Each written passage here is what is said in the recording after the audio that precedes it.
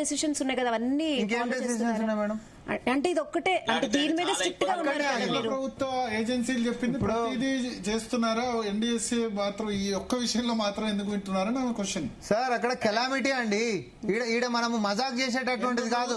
ఎవరు చెప్పినా వినకపోయినా నింపేసేస్తామంటే రేపు కూల్తే ఎవరు బాధ్యులు సార్? వాళ్ళు కూల్తది, నువ్వు గేట్లు తెరిచి పెట్టాల్సిందని కేటగారికల్ గా చెప్పిన తర్వాత ప్రయత్నం చేస్తున్నారని ప్రయత్నం చేశారు. ఆ 3 కోల్పోతే ఇంకెక్కువ బ్యాడ్ నేమ్ వస్తుంది. ఏ 3 పోనీ అట్లా కూలని లేకుండానే ఎన్డీఎస్ ఆపింది అనుకోరాదు. మేము గిట్ట అట్లా అనుకుంటే మొత్తం కూలని లేకుంటే ఎన్డీఎస్ఏ ఆపుతుంది అనుకోరి. మేము నిజంగా బద్దాం చేయాలనుకుంటే నింపి పెట్టి చూడరా ఎట్లా కట్టిన మొత్తం కూలింది. రిపేర్ చేయకుండా వివేకానంద్ మాట్లాడిన మాటలు కూడా నిజాలు చెప్పినా మీరు ఎలా బటర్ పూసిందని మీరు చెప్పారు అట్లనే ఉంటాయి ఇష్యూస్. నేను మీకు ఒకటి చెప్తున్నాను, ఐ వాజ్ వెరీ పర్టికులర్. నేను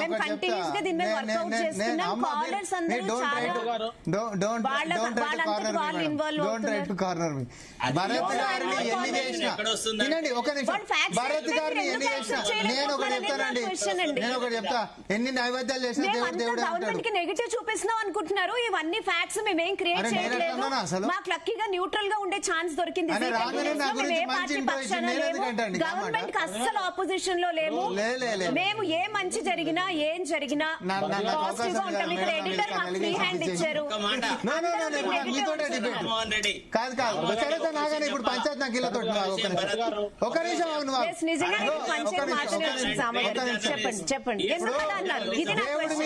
దేవుడి మీద నైవేద్యం చేసినా ఏది చేసినా దేవుడు దేవుడే, మంచిని మంచి అంటాడు, చెడు చెడు అంటాడు. సేమ్ అట్లనే భరత్ గారు ఎవరు ఎంత సోప్ వేసినా బటర్ వేసినా మళ్ళీ నిజానికి అడగనికి అడుగుతూనే ఉంటాడు. అది మమ్మల్ని అయినా మిమ్మల్ని అయినా రెండింటిని బ్యాలెన్స్ చేస్తాడు. ఆయన నిజం చెప్పారు. నేను ఆయన గురించి మాట్లాడుతున్నాను, మీరు ఈయనకి ఎందుకు అప్లై చేస్తున్నారు?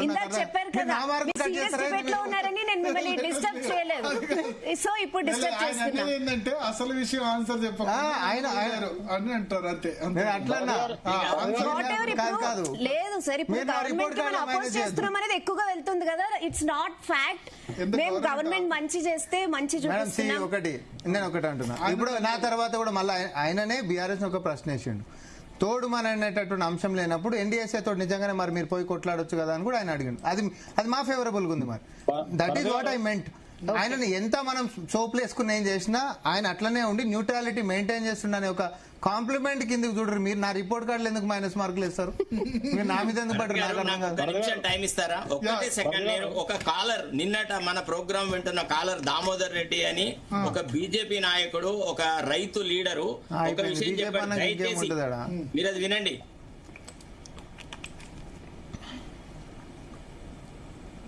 ఏమీ నాదే